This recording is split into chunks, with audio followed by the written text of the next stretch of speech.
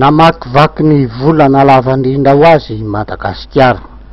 Fitokoana ny mpianatra nanomboka ny volana janoary teo amin'ny école de médecine tao be falatanana no niatombohan'ny fihetsiketsehana manatantara tao Antananarivo.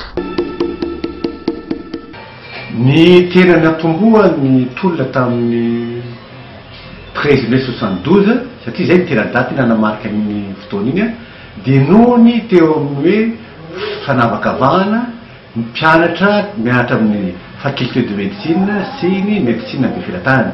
Ary tena natomboany moa zany arak'izay fanazavana zay dia ny mpianatra tena be filatanana no tokony voalohany satria misy tsy mety mihitsy ny fomba fiainan'zareo tao na rano zany na sakafo ny fomba fampianarana indrindra zay lazaiko teo zay dia ny hoe ny mpianatra avy any médecine be filatanana zany lazaina fa hoe rehefa mivoaka dia dokotera any ambanivohitra, fa ny mpianatra avy any Ankatso kosa faculté de médecine no any ambanivohitra.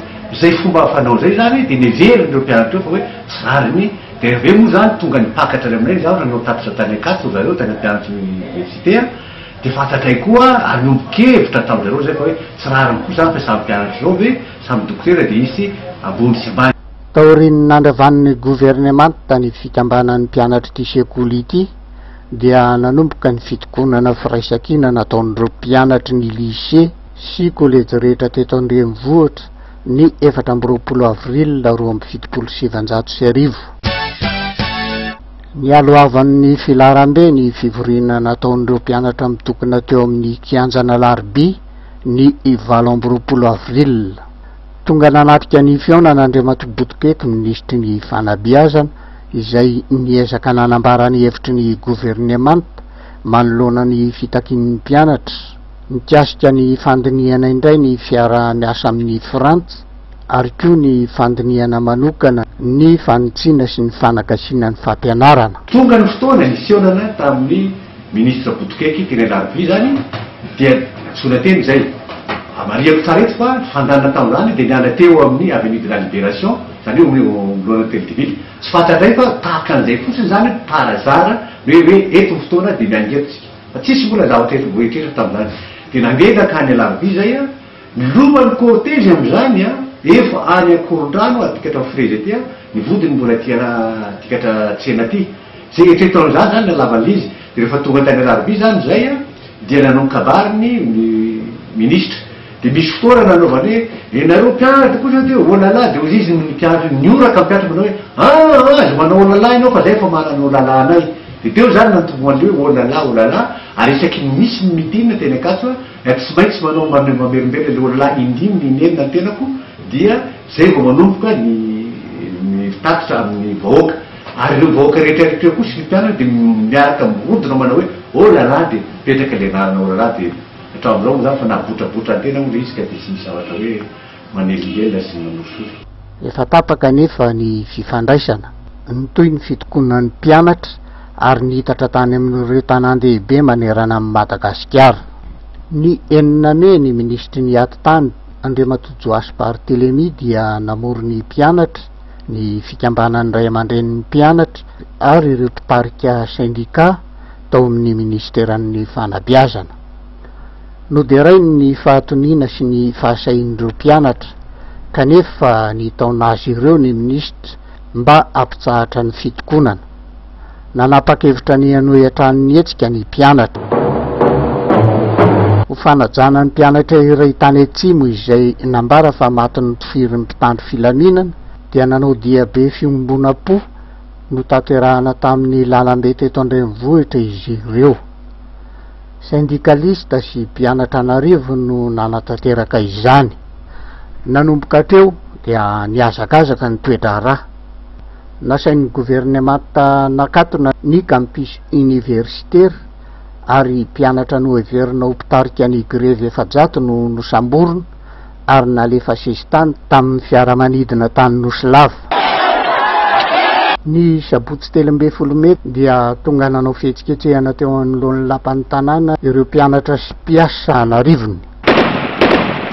Nisy ny fifandonana ny teradoza taminy sy ireo mpitandro filaminana tsy voafehy. Efa efa tafakatra teny amin'ny hôtel de ville teny ambony teny tamin'izany fotoana izany ary ny mpianatra dia nisahotaka dolidoly feno eran'le teo de ville rehetra sy ny zaridaina eo amin'loana teo de ville rehetra tamin'izao fotoana vokatry io andro mahoneny io dia 7 no maty tamin'ireo mpitokona ary 7 kosa ny mpitandro filaminana tsy vitsy koa ireo narakitra ankoatr'izay dia maro ireo fiarakodia sy trano no nodorana ny lapan'ny tanàna dia kilan'ny afo ary voaroba nambaran'ny président de république fa latsaka katerena ny firenena le fitomana de vonona mihitsy ampiasa hely zero vonona ampiasa hely ny fitomana ary tamin'izany fotoana zany de efa niefitra mihitsy zareo zany fa hoe tsy maintsy miditra latsinainy mianatra ampianatra latsinainy 14 zany de fa nahorana daholo ny veriferiny daleniny de tsy maintsy mianatra ampianatra vita teo a efa raha resestany rehetrarehetra ny ororo Antananarivo ny akamaroan'ny mponina dia naneho ny fiarahametany tamin'ireo tanora ireo nisy hetsika lehibe ny alatsinainy 15 Mey no tendrena ho gouvernoura miaramila ny général Gilles Andriamahaso ary tsapa ony an-tany tamin'ny vahoaka ny tafika nanala ny fiadin'ireo eferesy izy ireo ary nanidy azy tao amin'ny tobiny no takin'ireo mpanao fihetsiketsehana ny famitsorana tsy misy atakandro ireo tanora 700 natao sesitany tany lava taorin'ny faneken'ny gouvernemanta izany dia olona iray etsy no tonga nandray azy ireo tamboninaatra teo anoloan'ny lapan'ny tanàna izay voaositra ho lapan'ny 13 Mey ny alarobia 17 Mey raha nivory-teny Ampefiloha ny mpiasa ireo mpianatra niona teny amin'ny campus universitaire kosa dia nanao jery todika tamin'ny sainatony sy fahamailona tanteraka ny toedrara hatramin'ny lokandro dia nisy ny fitokonana fahobena mpitsoka tanteraka ny renivohitra voakasitra izany avokoa na ny mpiasa mpanjakana na ny mpiasa tsy miakina ny tolakandron'ny alarobia 17 Mey dia niona teo amin'ny kianjan'ny 13 Mey avokoa ireo mpianatra sy mpiasa mba anome voninahitra farany ireo niaramboina tamin'iny andro mahatsiravina iny voalohany no nitsanganan'ny pankarta mitaky ny fionganan'ny gouvernemanta ny alakamisy 18 Mey dia nitoy hatrany ny fitokonana faobe teo amin'ny kianjan'ny 13 Mey tokony ho tamin'ny 2 ora dia nanapa-kevitra ny mpianatra sy mpiasa fa hanatanteraka dibe ho eny amin'ny lapanandafy avaratra fotoana fotaoriana izay anefa dia nisy vaovao lehibe nambara tamin'ireo vahoaka ny andro teo arava ny gouvernemanta ary ny président de république dia nanolotra ny fahefana feno tamin'ny général Gabriel Ramanatsoa chef d'état-major général de l'armée au général de division Gabriel Ramanatsoa pour diriger le pays et je me charge de former le nouveau gouvernement.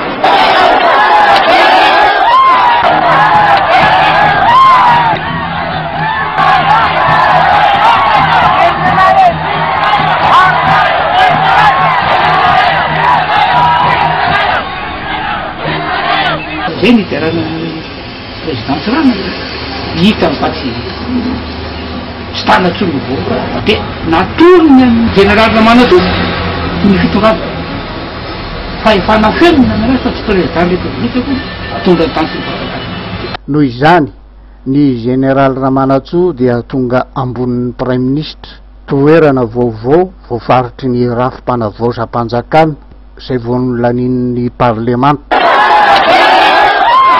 safinoniky ny hafaliana ny vahoaka ary tamin'ny 10 ora dia niarany zotrana moa ny foiben'ny radio-pirenena izay anaovan'ny général Ramanatsoa ny fanambarany voalohany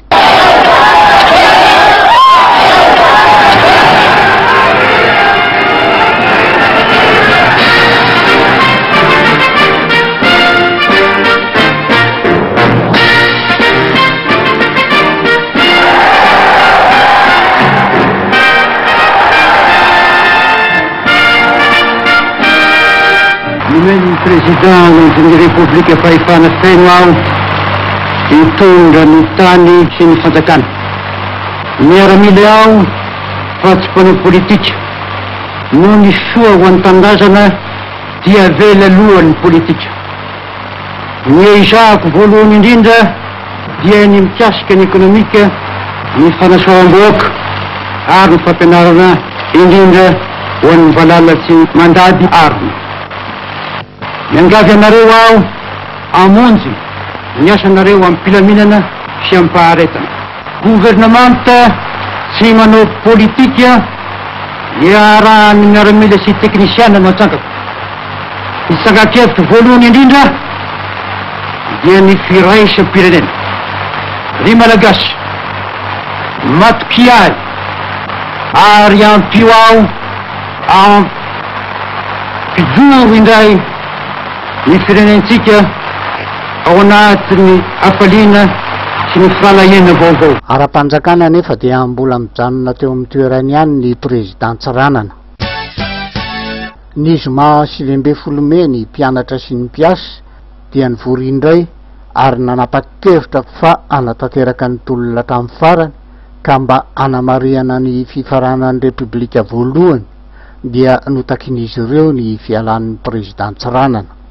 Rehefa samy mitondra mitatrika reo comité de grève jusqu'à zao teo miarabe fanivatena io dia ny mpianatra mitondra farany miteny jevointany de lazy fa hoe hiakatra mindagavaritsika anala ny président Tsiranana dia efa talohan'izany moa nanomboka teo amin'ny faha 2012 fa 2012 teo defa nisy miaramila miara-miasa teo mitondra hoe miaro anareo zay fa tsy inona akory de reo nofandray amin'ny fifandraisan-davitra tamin'ny général fa hoe efa naitsiko mifahefana fa tsy mainka miakatra tena anao fa izany hidinany. Nafy tsara noho ny teo alohan'ny filaminana ny dizay ny afara teo Andohalo kianjan'ny repoblika.